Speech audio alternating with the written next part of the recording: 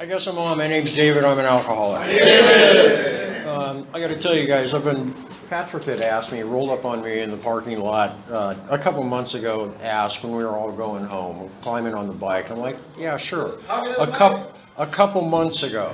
Can you hear me now? Is that better? There you go. So, like any good alcoholic, I've been squirming about it on and off, and now that I'm up here, the best seat in the house, of course, I feel right at home. Really happy, and Patrick, thank you very much. My turn. And by the way, any of those would-be hecklers in the back, I know who you are. I'm not paying attention. I won't hear you, and it doesn't matter. Again, I couldn't be happier to be here tonight. I can't think of any place I'd rather be on a Wednesday evening. And this has really become one of my favorite meetings of late. I just, I need a real good excuse not to show up here.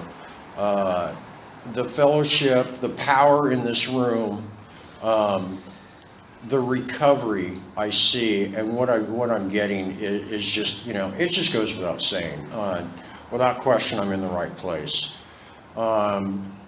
I'm supposed to share a little bit about my experience, strength, and hope. I hope. And I don't need to spend a long time. Oh, I think this is getting uploaded on TikTok by the time you get home tonight, I think. I don't need to spend a lot of time on a drunk log. I did what I needed to get here. I have my name on any one of a number of chairs or around town. To where I know that I'm welcome. The best I can do this evening is try and be honest.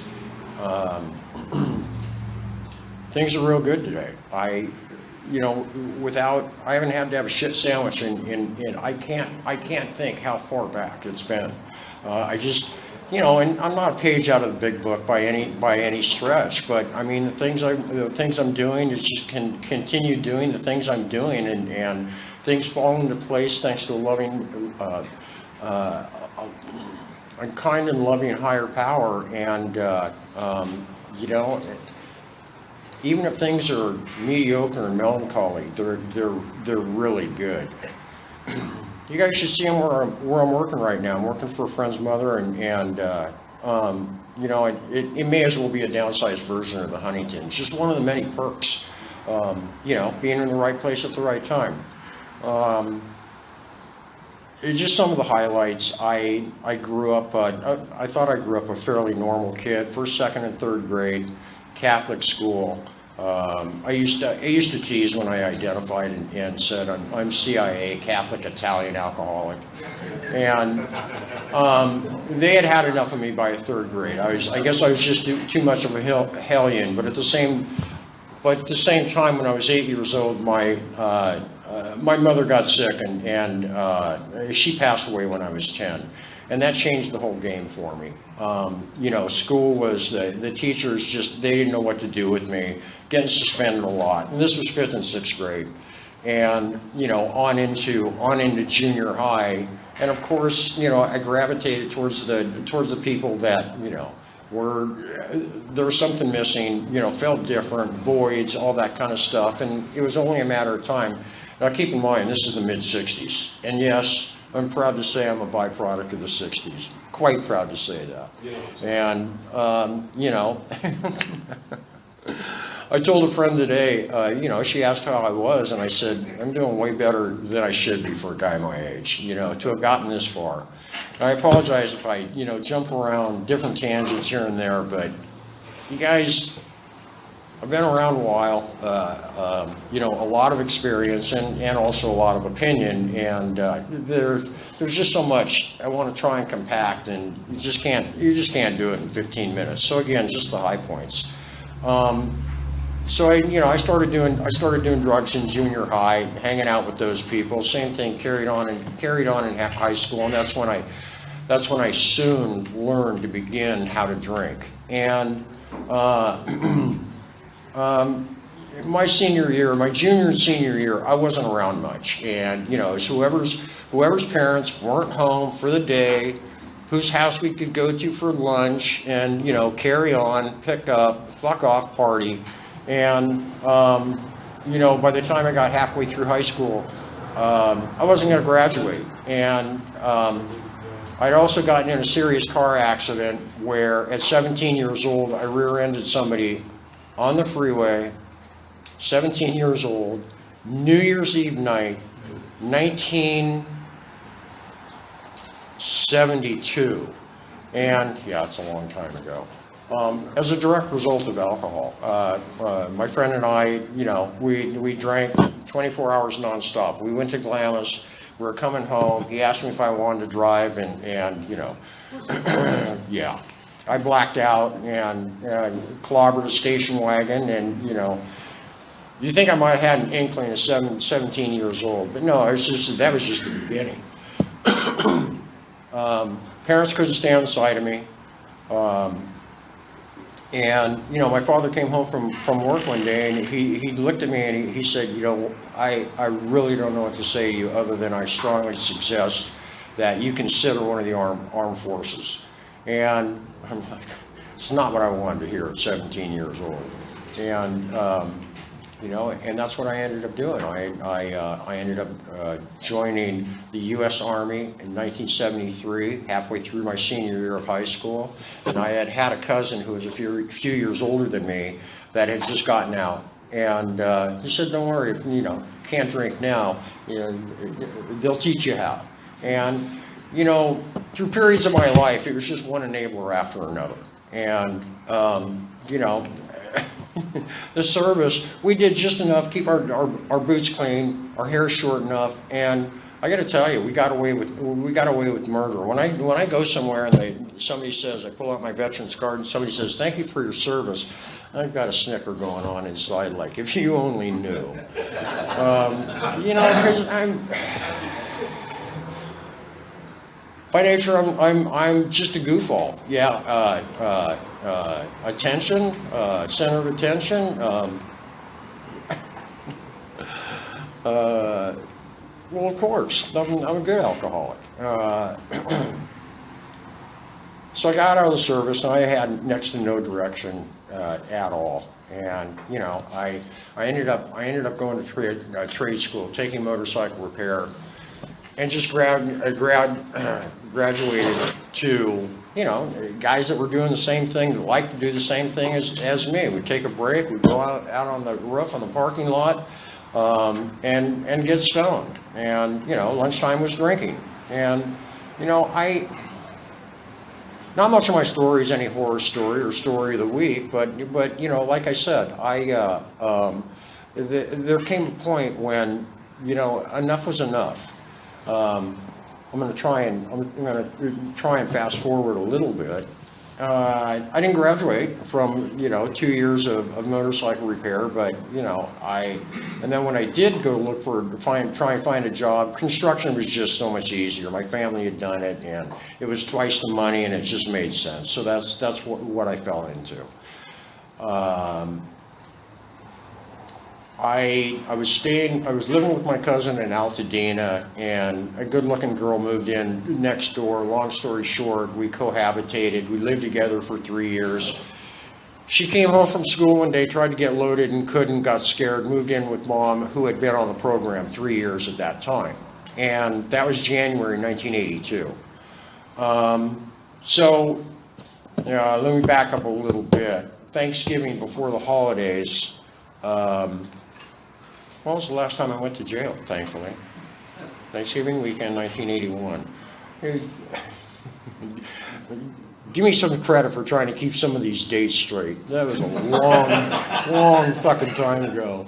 1981, some of you will remember the night Natalie Wood drowned or got pushed, or, yeah, I spent the night in jail. And what's interesting is the girlfriend at the time said, you know, it's Thanksgiving weekend. CHPs are out there looking for assholes just like you, so don't call me, you know, at 2 or 3 a.m. And that's exactly what happened. And yeah, that was the beginning of the end. trying to get through that Christmas without getting in trouble and partying. It was kind of a trade-off. Well, I don't want to add insult to injury and pour salt in the wounds or anything like that. Let's just, So I managed to skate through the holidays, and I think that may have been the last time. I think I ate mushrooms, went and stood on Colorado Boulevard, thinking I was having a great time. By myself, alone, and it was just I was slowly augering in, and at 26 years old, there's just I crossed the line somewhere, and I didn't. The book tells us, and I didn't know where or when that was, and so coming up to getting in the program of Alcoholics Anonymous, my then girlfriend and her mother had asked us to go to a couple meetings. So of course we went to a couple practice meetings, and I remember this like it was a week ago. The guy that spoke, great big auditorium about like this, maybe a little bit bigger, in La Cañada at a elementary school. I could have swore, and we were sitting towards the back, I could have swore the guy was Johnny Carson. And how I remember that, but that was one of two practice meetings. The next one was City of Hope, and of course I went home, got stoned, drank some more. In January 1982, the girlfriend moved in with mom, and I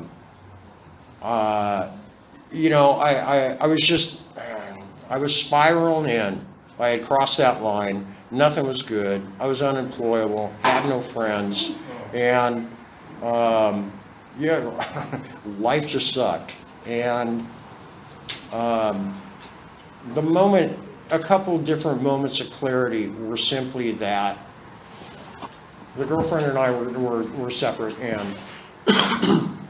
she started going to meetings regularly and hanging out with her mom. And the difference I saw in her, even at 27 years old, if you can imagine that, the difference I saw in her in 60 days was like night and day. So I got her on the phone one night, and I said, "Are you going to a meeting tomorrow?" And she said, "Yeah, why?" And I said, I'd really like to go." And she said, "Okay, I'll take you to one meeting. That's it. You're on your own." And guys, she is still here. I just talked to her today, and please believe me, I'm not blowing smoke at my own wazoo.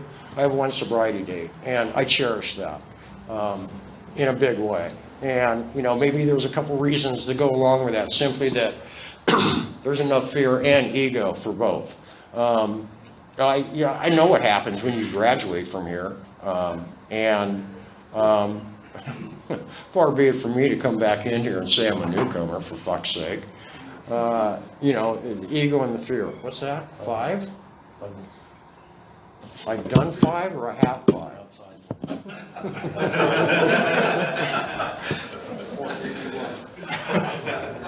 Just giving you a warning. 4. So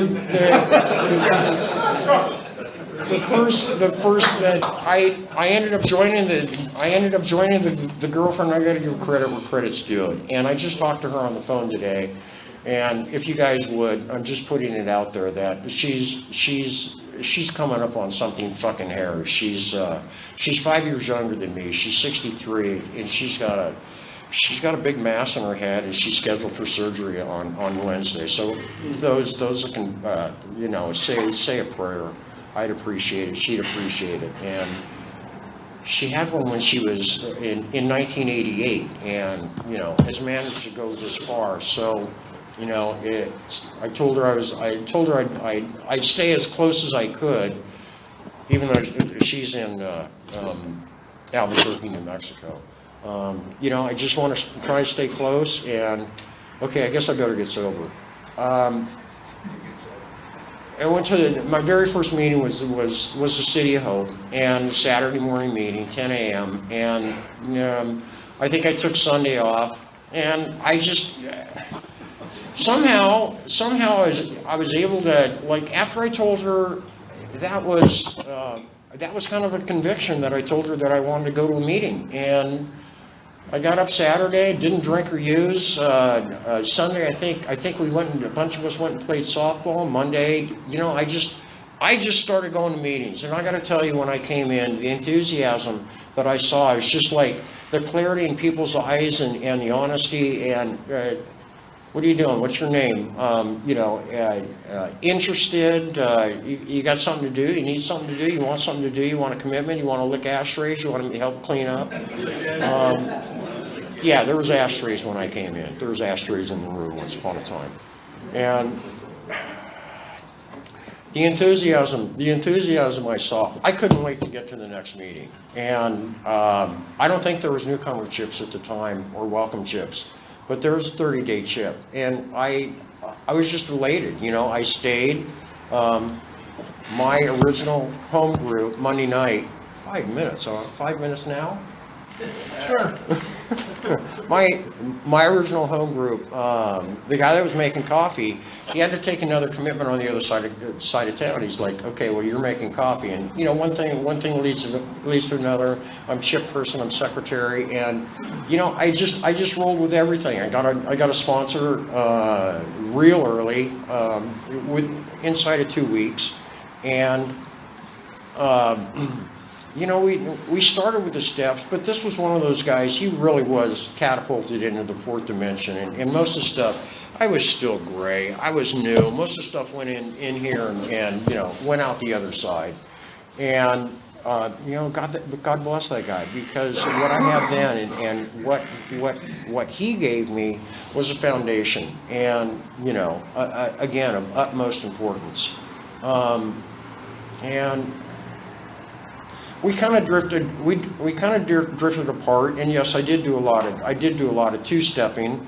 I was 27 years old. I thought I had the world by the balls. I thought Ed McMahon was going to come to the door every day. I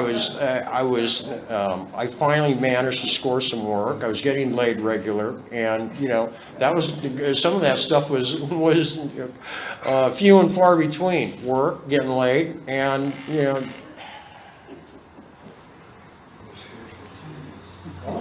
Yeah, it's just there's just been so much, you guys. Any one of a number of the promises have come true. It's you guys. There's so many things I want to say in like 3, 4, 5 minutes, but it's just simply that there's a lot of power in this room.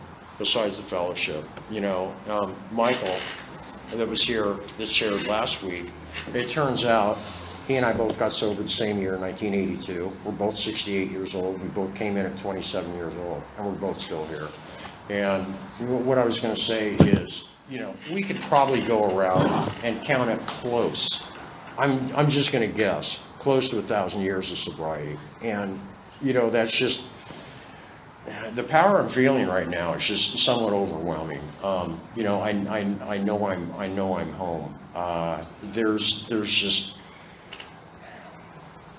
so much I want to try and put out. I guess this is the part where I'm trying to say so much. This can't keep up with this, or vice versa. And it's been just an exceptional ride. And like I said, there's been no 911s for quite some time. Haven't been to jail since 1981. The cops don't follow me anymore. I want to say everything's legal, but it's not. I still have a paper plate on the motorcycle. There's any one of a number of things that I don't agree with. I'm not necessarily going to comply with. Part of my character defects, but I try and stay in the middle for the most part.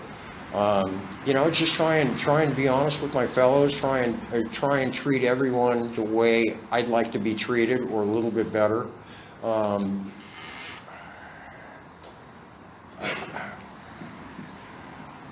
My experience, strength and hope. If it isn't anything else, it's just to be here on Wednesday evening with you guys and be part of something for the first time. When I came in here, something just immediately made sense. And, okay, I won't go as far as to blow my own horn a little bit. I think my first spiritual awakening was, a friend of mine was working for Conrad International, Hilton, and he got a gig in St. Martin, the Bahamas. And I had a going away party for him because he was going to be there a while, and of course I'd already had plans to go. The last weekend I was there, because he was flying home with me to get out of there for a little while because he had rock fever. We did a day trip to St. Barth's. Now, not just anybody goes to St. Barth's. That's the Onassis and the Hopes and the Sinatras, and so I felt somewhat privileged. And on the way back, we're on this 50-foot catamaran, and I separated myself from everybody on the boat and went and laid down in front. I stared up in the sky, and for the first time in my life, I felt peace. Nothing mattered. Everything was good. And again, Patrick, thank you very, very much. I suppose I could have had cue cards tonight. I don't know that would have helped. I'm in the right place, you guys. And let me make a point of one more thing. I don't give a shit how old you are, but I was going to try and put something together. All you new guys in the house, welcome. I hope you stick around.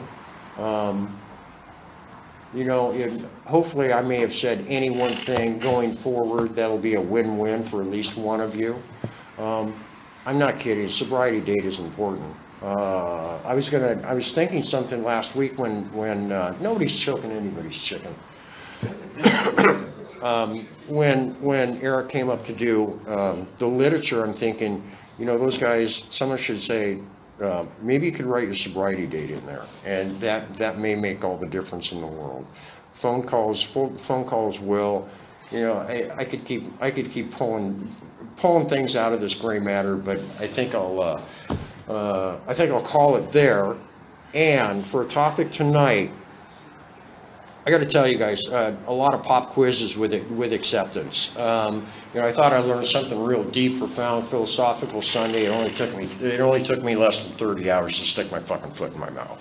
And then an amends to go along. But at least that's the difference today. I can accept the fact that I dropped the ball, and readily to admit. What I was gonna point out for you guys, there's something here. Stick around a year, stick around 5 years. You will thank yourself without question.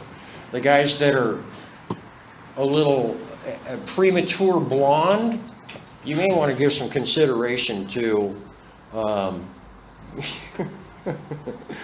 We've probably had a number of chances, but the point I want to make is just simply that your game's getting shorter. You may be running out of game, and if you're here tonight, it's probably not by accident, is it? Thanks, you guys.